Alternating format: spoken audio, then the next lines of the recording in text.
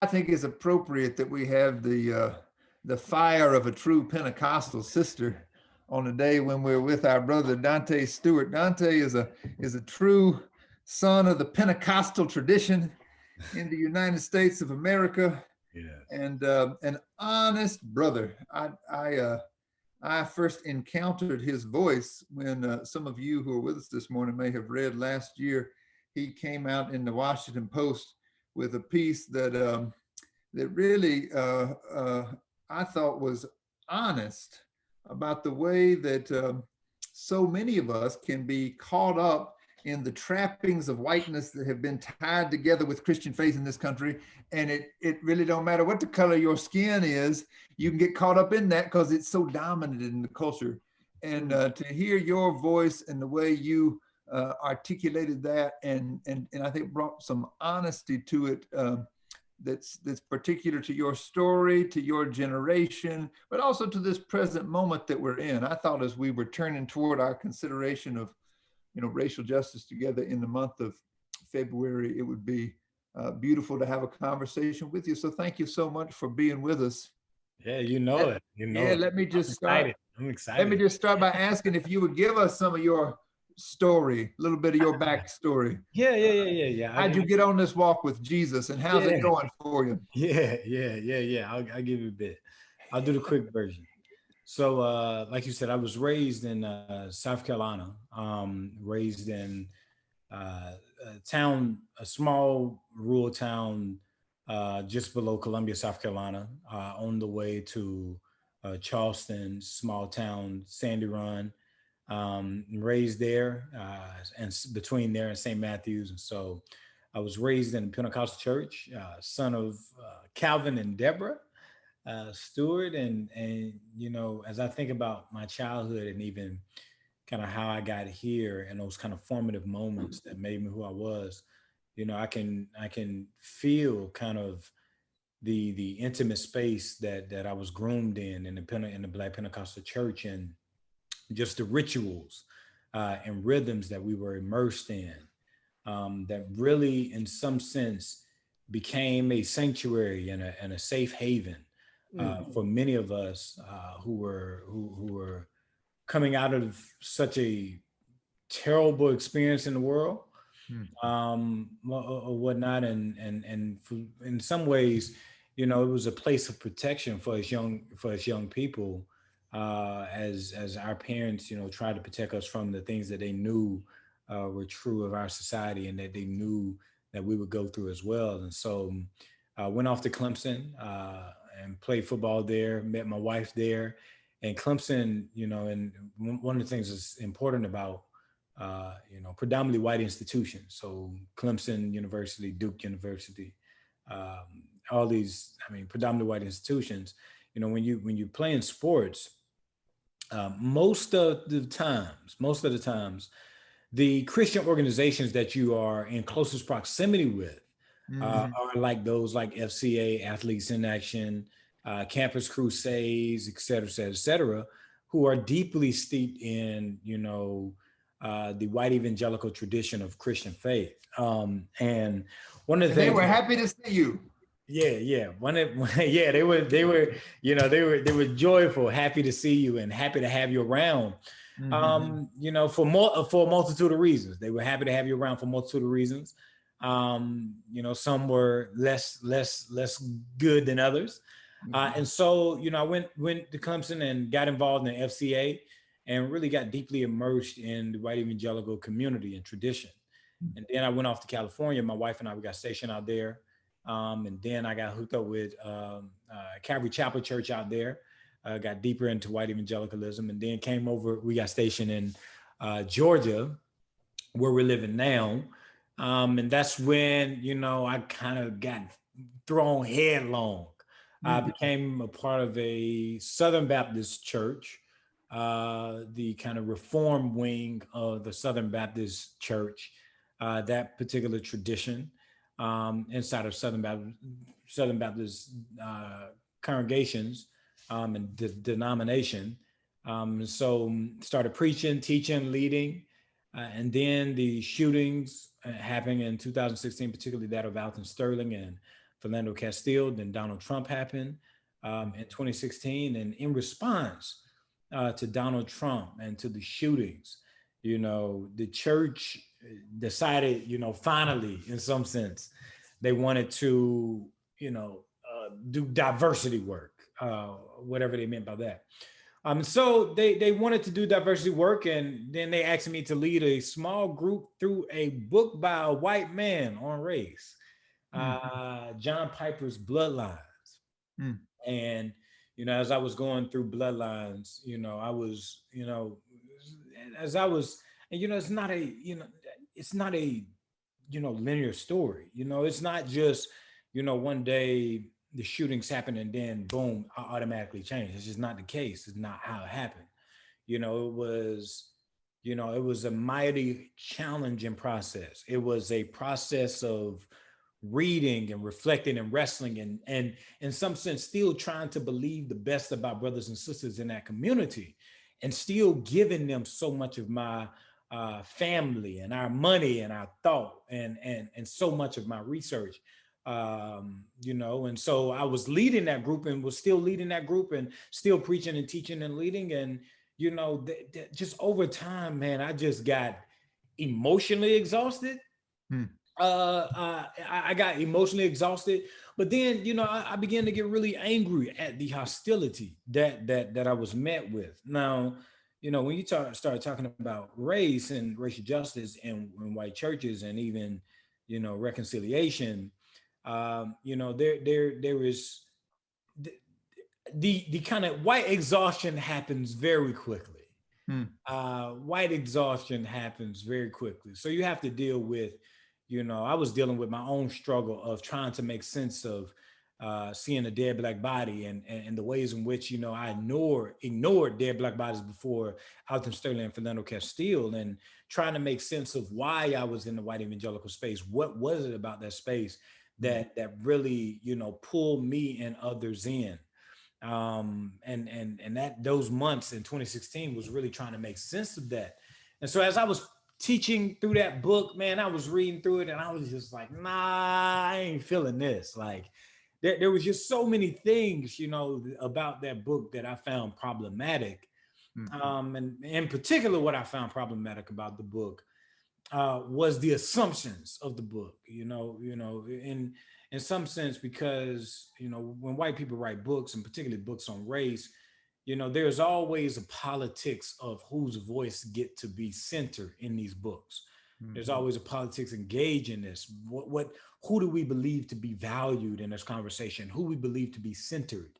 Who do we believe to be legitimate in conversations on race and justice? And the problematic things I found were, the most legitimate voices seem to be Black men in white spaces. And it just, I started to pick up on that. And at that time, as I was going through that book, one of my friends, a white brother actually, Drew Hall, handed me a book and was like, yo, Stu, I think you would really enjoy this book. And so the book was Where Do We Go From Here by Martin Luther King. And so I read Where Do We Go From Here, which was actually, interestingly enough, I was raised, my mom and my dad, they're babies of the 50s, 60s, and 70s. And particularly they came of age in the 70s with the Black Power movement. So my mom and my dad, they were deeply steeped in this Black Pentecostal and Black Power tradition, with a sort of, Black nationalist self-determination and self-actualization and dignity and power and agency that should be bestowed upon Black people, and this profound love of Blackness or whatnot. And so, but the thing is, they protected us from so much. They didn't want us to, deal with so much of the world that they had to resist. And so, when I read Where Do We Go From Here by King, that was the first book by a Black person I ever finished, or whatnot, on my own accord. I'm sure, I read some things in school, but, it was the first one on my own accord. And then he quoted James Baldwin, The Fire Next Time.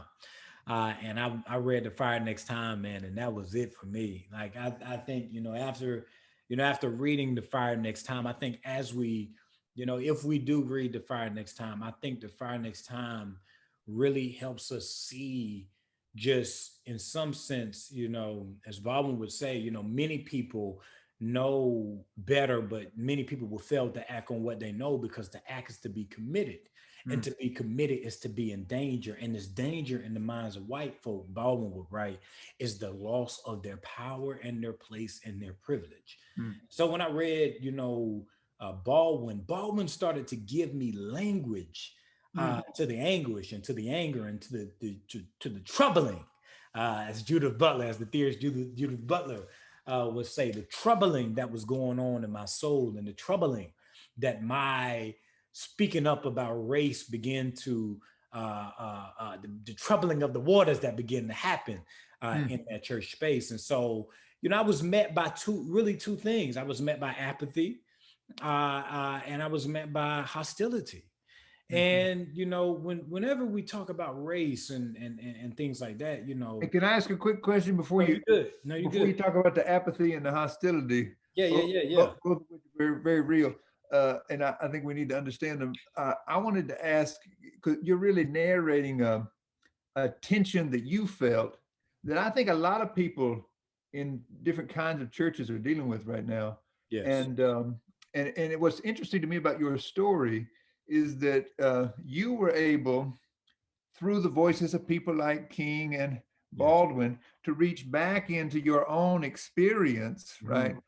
of a Pentecostal Black liberative church and find some resources. Oh And so yeah. I'm curious, before you talk about how white folks responded, what did uh what did you find in that tradition that really helped you Oh man. and helped you see a way forward, Yeah. helped you hold on to Jesus Yeah. and the Holy Spirit fire that I know you got inside Oh of yeah. you? Oh man. Oh man. Now we could talk for hours about this, because for me, one of the things that I would that I tell people all the time, I say, there's a difference between white education and black liberation. Mhm. There's a big difference between those two things. White education, on the one hand, tries to read and develop language simply to convince white people that we are valued and that we are human. Black Mhm. liberation seeks to do a really close reading of Black embodied experience and Black literature and Black art and Black culture, and see what can we gain and glean from the things that Black people put out into the world to love ourselves, to protect us, to inspire us, and to give us something toward liberation and healing. And so Mhm. when I started to read Martin, when I read Where Do We Go From Here, I think one of the things,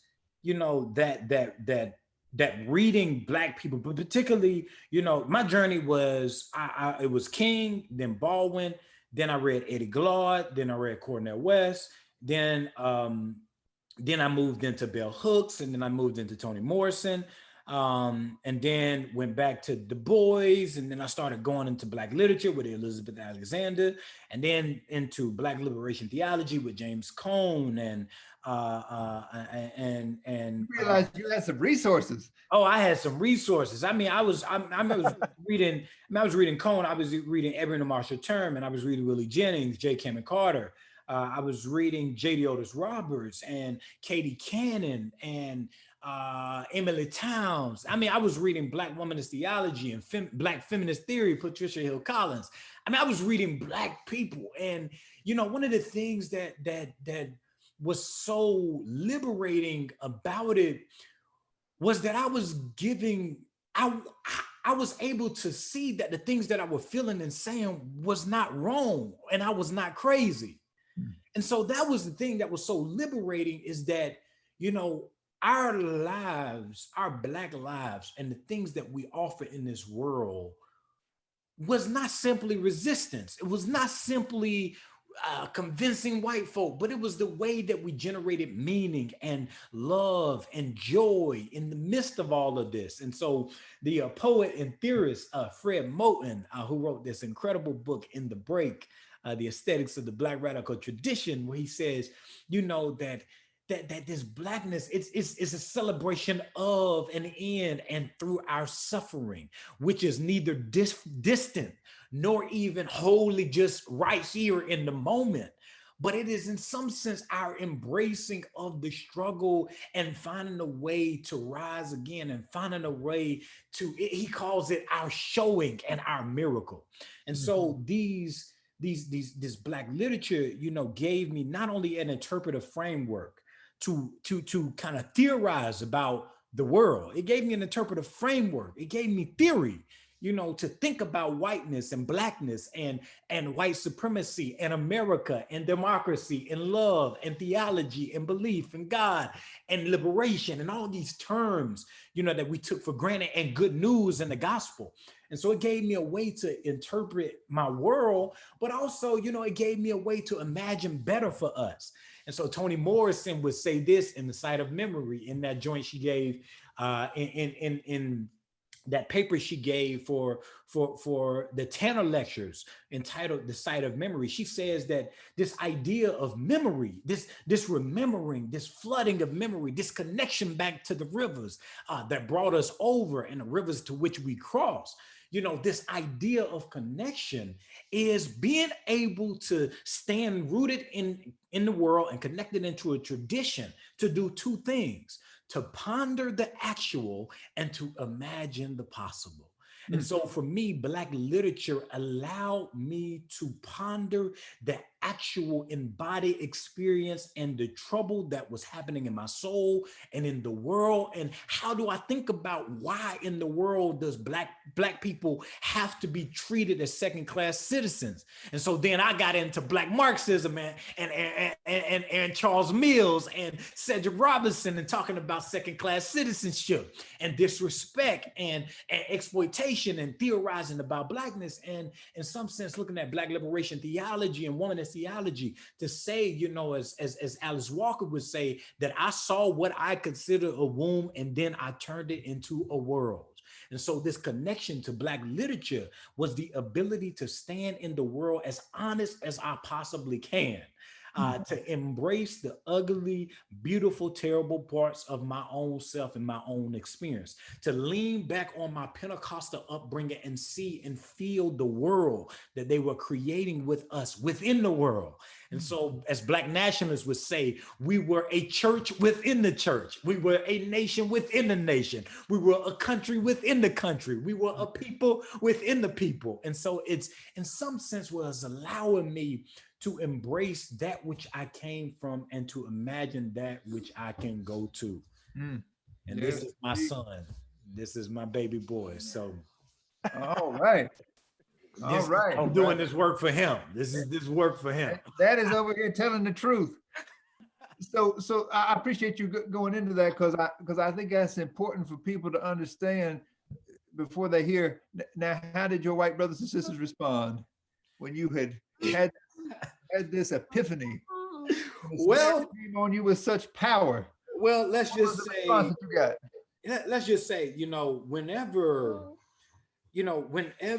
you address, you know, in some sense, whenever you address that which people holds dear to themselves, you know, which Richard Hughes, another great book, is entitled Myths.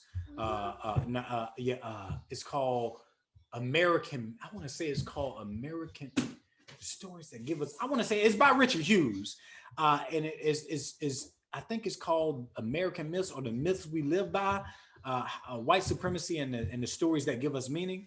Folks got Google, they can figure it out. Huh? Folks have Google, they can figure out the title. Yeah. It's by Richard Hughes. We used it in Dr. Franklin's class last semester for Christianity and Politics. And he talks about these myths and stories that give us meaning. And he's talking about white supremacy, and particularly with white folk, you know, whether either unknowingly or knowingly, white supremacy is the story that gives so many white people meaning. And I think this framework of talking about stories and myths are incredibly helpful as we're talking about race and justice. You know, it's not simply, you know, that people have on white hoods with holes cut in them and hiding their faces, but it's about the deeper stories that give our lives value and meaning. You know, and this idea of white supremacy, this idea of we are the center of existence and we are the standard by which all people must be judged against. We are the starting point. And to use theory language, we are, let me use this kind of big word real quick.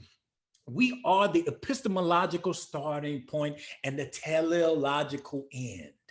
And so we are the starting point of the way people think about the world, and we are the end goal in some sense of the world that they should achieve, or to use biblical and theological language, we are the beginning of creation, and whiteness becomes the consummation of life. And so it's this idea of breaking down the story that gives them meaning. And so when Black folk start talking about Blackness and Black bodies and the embodied experience of Black people, and in ways that is not necessarily about convincing white people, but that we are as equal as your children. The same way you look and intimately listen to your children, the same way you value your mama and your daddy and your grandma and your business partners, are the same way we have value in this world. We are equal. We are alive. We are free. And so I think, one of the things Toni Morrison will say, it's a profound delusion. And so when you start talking about addressing the profound delusion of whiteness and the story of that gives so many white folk meaning, you really, there are three main ways white people respond. Either white people respond in apathy, and I alluded to that earlier. And I mean, you hear stories of Black suffering and Black pain and immigration, and the ways in which people who are non-white or whatnot are exploited or are treated as second-class citizens, or legally, as the boys will say in the Souls of Black folk, either by force or by fraud, are treated as less than and valued less than. Whenever that happens, when you hear those stories and those stories become proximate to your mind and to your heart, and in your surroundings, some people respond in apathy, because the world, in some sense, when you're not in proximity with the struggle of other people, when you don't have that kind of emotional closeness, it really doesn't necessarily affect your life in any legitimate way. And so it responds in apathy. Okay, yeah, it's tough, but it doesn't really, I don't have nothing to do with that. And so, I may share something on social media, but as far as that, it's probably the furthest I would go. I respond in apathy and indifference. Then some people respond in hostility, because they understand, that whiteness is a thing. White folk understand the whiteness of the thing. You look at medical records, you look at the census, or whatnot. White folk, when that race thing come on, or whatnot, and they got to put them documents on that race, I say, hey, white brothers and sisters, hold up that imaginary document, and everybody that didn't put W on that document, put your hands down. White folk will keep their hands up, because they know what white means, and since you put it on your documents, you know what it means. It's just that addressing whiteness is a totally different thing. It's not that white folks don't understand what whiteness is. It's that white folk don't want to deal with what whiteness does. And that's the thing. Hostility that I was engaged, that I was met with, was because I was addressing, and not just me, but many people were addressing not just what whiteness is, but what whiteness does to all of us. And what it does, as Baldwin would say in that letter to In the Fire Next Time, in some sense, for many reasons, white people are convinced that, Black people are less than or whatnot, and they don't want to lose power and place and privilege.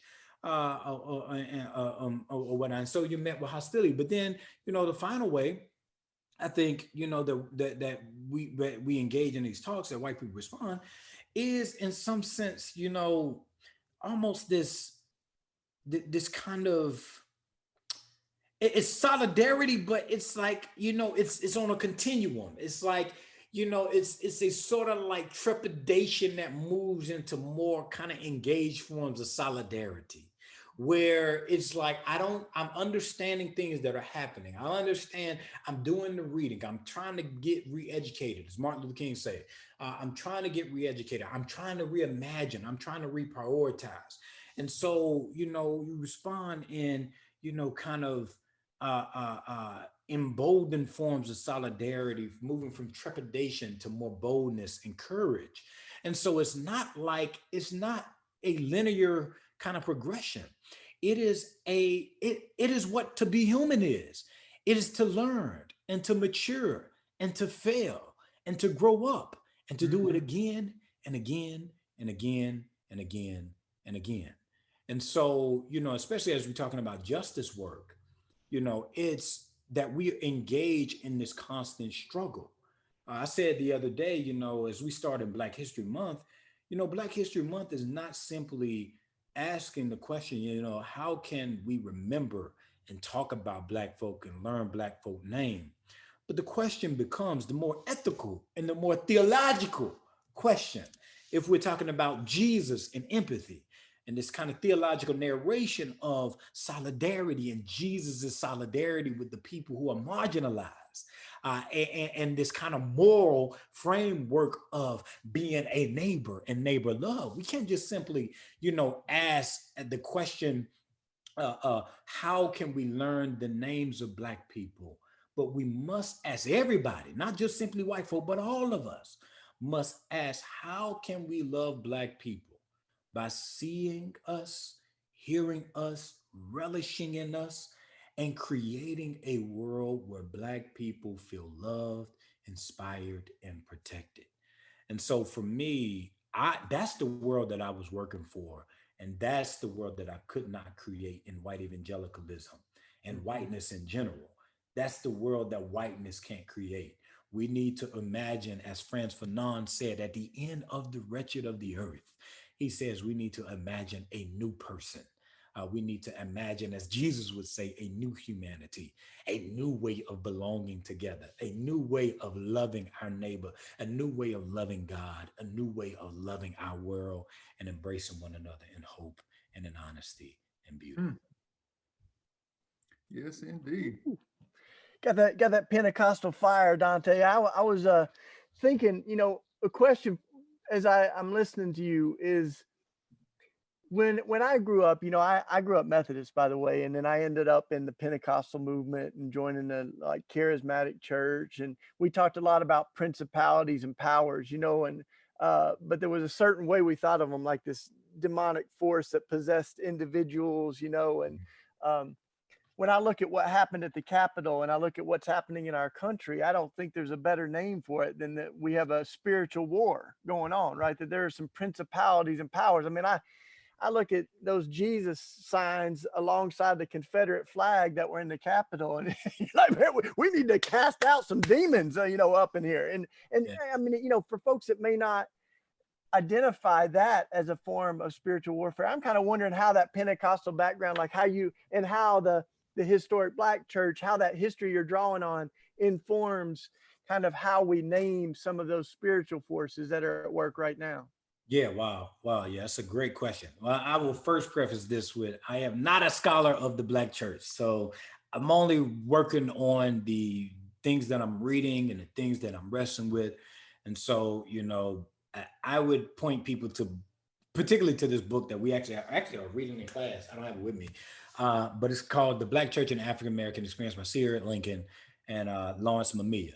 And then you have that joint by E. Franklin Frazier and I think Lincoln, The Black Church Since Frazier and the Negro Church in America. It's a little baby book or whatnot. And so as I think particularly about my Pentecostalism, we have to realize that this idea of naming, is almost foreign to my Pentecostalism that I grew up with. This idea of naming something a principality or naming it's too kind of abstract or whatnot. What we did, back then was about, it wasn't really about, in some sense, like simply naming, but trying to create a space beyond resistance and beyond terror and beyond this kind of hatred that so many of our parents knew and so many of our people knew. And so like the Pentecostalism that as I'm trying to think about the capital and the ways in which, my Pentecostalism allows me to, in some sense, think about my son and came back in here. The way my Pentecostalism allows me to think about the capital, I think about, the church in Acts chapter 2. With the way I grew up, Acts was more so the kind of miracle of the text, and the power of the text was in the ability to speak and to discern and to interpret. But the more that I've come to understand Pentecostalism, and even the Pentecostalism of my youth, and even now in this moment, I lean back on William Seymour. That during that time in early Pentecostalism, and I'm going somewhere with this. You have Charles Parham, who is for many is deemed the father of modern Pentecostalism. You have Charles Parham in Topeka, Kansas, and that movement during the Topeka, Kansas movement or whatnot. Then you have this poor black brother coming from Louisiana, if I'm not mistaken, named William Seymour, and he comes up through Charles Parham's place and things like that, and he gets trained by Parham, makes his way up, I think, to Cincinnati, Ohio, then over to Los Angeles. And then the Azusa Street revivals happen, or whatnot. The Azusa Street revivals happen. William Seymour goes off he sends a message to Parham like, yo, these people are speaking in tongues, people getting baptized in the Holy Ghost with fire, and people are starting to come together in ways that we have not imagined before, not experienced before. Charles Parham comes to Los Angeles, and instead of rejoicing in the goodness of the Lord and rejoicing in the work that the Lord was doing, Charles Parham said that they were engaging in crude Negroism. Negroisms, that's what he called it. He said they were engaging in things that were anti the spirit. So Charles Parham was imagining people coming together as not being fundamentally the work of the spirit, but fundamentally the work of Satan. And so if I'm thinking about my Pentecostalism and the ways as I read William Seymour and Charles Parham and the things that were happening at the Capitol, I first see that so many white believers in this country have so identified whiteness and Christianity together as being the work of the spirit, rather than seeing the work of liberation as the work of the spirit. That wherever people are working for freedom and working for justice and working for democracy, that is the Pentecostal spirit in America. And so that's what William Seymour would say. He said, it's not speaking in tongues. I don't care how many tongues you speak. If your Pentecostalism, if your faith, if your Christian faith is not about love and creating a world of love, no. If my son.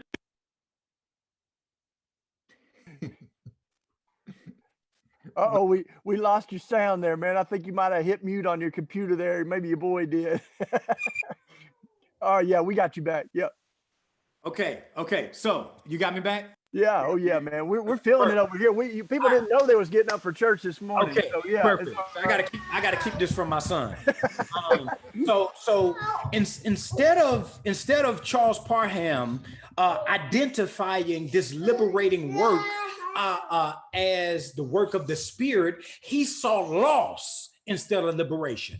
And so too often, white folk in America who believe America to be a Christian nation and to believe the country to be white and to believe that both should be protected by the good news of the gospel, they see the work of God and liberation as the loss of their place and power and privilege. And so if I'm thinking about Pentecostalism, I'm thinking about how can we tell stories of liberation and not stories of loss? How can we tell stories of liberating faith and not in some sense fear? How can we tell stories of the Capitol as seeing a disordered Christian love, as a failure of Christian love, as a failure of Christian faith, as a failure of Christianity? And the reimagining work that happened in Acts chapter 2 needs to happen in our own society. And so when I think about Pentecostalism and my Pentecostalism and my grandma Pentecostalism, my mama and my daddy Pentecostalism, I ain't thinking about white folk in that. That's white folk. The capital, that's y'all problem. That's white folk problem. That ain't my problem. That ain't Emmanuel Church in Swansea, South Carolina. That the capital ain't our problem. You know, we will pray for you and we will pray with you. But I think the capital is to expose the ways in which white Christian faith, in some sense, has not only evaded, justified, and denied white supremacy, but in some sense became the ways in which this white supremacist project has been protected. And so as we think about the capital right now, we have to realize, like, yo, like we black folk, yo, we've been saying this for centuries. We've been saying white supremacy and white Christian faith is a problem. We've been saying this for centuries. We've been saying that, you know, people have gotten power who have been working in all type of networks to create a country committed to white Christian male rule rather than committed to equality and justice and freedom and love for all people. I mean, we've been saying this for centuries and we have died because of it. Martin Luther King, as we think about Martin Luther King wasn't killed. I mean, it didn't just die. He was murdered. He was murdered. He didn't just die. He didn't just die of natural causes, you know, just got old and tired and weak. No, he was murdered because of the certain type of ways he was trying to imagine a faith in a country beyond the logics and bounds of whiteness. And so as I think about Christianity and Pentecostalism, it is the ability, in some sense, to allow people who are not in the center of our faith to be able to be given voice, to be able to speak the good works of God, to be able to, in some sense, dance and be free and to imagine something better than the country that we are in right now. And so I need Pentecostal fire. I think we need Pentecostal fire, not the type of fire that would allow us, in some sense, you know, to dance and to shout all over the church alone. No, but to be able to go outside of our church and say, you know, there is a thing that needs to happen in our society and in our world that looks that is beyond, in some sense, this idea of, you know, white people being the center of Christian faith simply being about getting the beliefs right, simply being about, you know, performing in the right ways. Nah, Christian faith and Pentecostal faith and this work of the Spirit is the ability, in some sense, to talk about our world in honest ways and work for it in ways, you know, that will actually change the world that we live in. Because you can't in some sense say, you can't in some sense read Acts chapter 2 and simply read it as a story of this kind of fantastic movement of God. Yeah. Acts chapter 2 and beyond is a ugly, messy story. It is a, you know, I don't want no Acts church. You know, I mean, that's a lot of work. You got all types of mess in Acts church or whatnot. But this church is the beginnings of a new type of imagining and a new type of belonging. And I think that's the type of work we need. We need, in some sense, you know, I mean, we need to hold those white supremacists at the Capitol accountable. Or whatnot. Imagination does not happen if, in some sense, you know, we don't be honest about what's happening. You know, we as the article just came, we treating it. Man, come on, Asa. My boy is he doing the most. Come on, man. You got a powerful word, my brother, and yeah, you man. Have other obligations and responsibilities. We sure appreciate it. He's trying to shake the foundations. I know. You're talking about disruption and you experiencing it too. Tell us, I know you've been working on a book along these lines, and I understand it comes out this fall. Give us a little preview of how we can hear some more. Yeah. So my book, man, it's I can't talk too much about it, but I can say a little bit. You know, it's really chronicling, you know, an honest journey of trying to find love in the midst of loss. How to you know, find love in the midst of terror and a loveless world.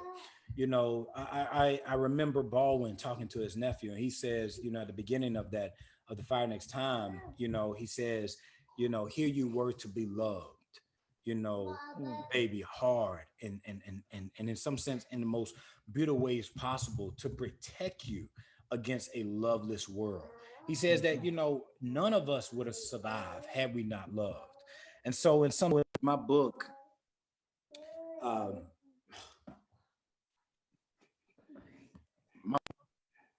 Oh, we lost you. We lost your sound there. So we're going to keep. When you back? yeah, you're back. Tell people how they can follow you too, and keep track of it as the book comes out. So yeah, I'm good. So last thing on the book. So but it's in some sense it's a collection of essays and meditations, kind of mixture between memoir and manifesto on finding love in the midst of terror and the midst of loss. And embracing blackness and loving blackness, and my story of being reconnected back to my tradition, and kind of the world that I imagine beyond this moment. And so the way you can follow me, just go to my website, DanteCStewart.com. I'll have updates coming up on the book, or you can visit me on social media at Stewart Dante C. Very easy, at Stewart Dante C. And I always try and hit people back. So you hit me up, and I try and hit you back. So good to be with you this morning and to have this conversation. Yeah, brother.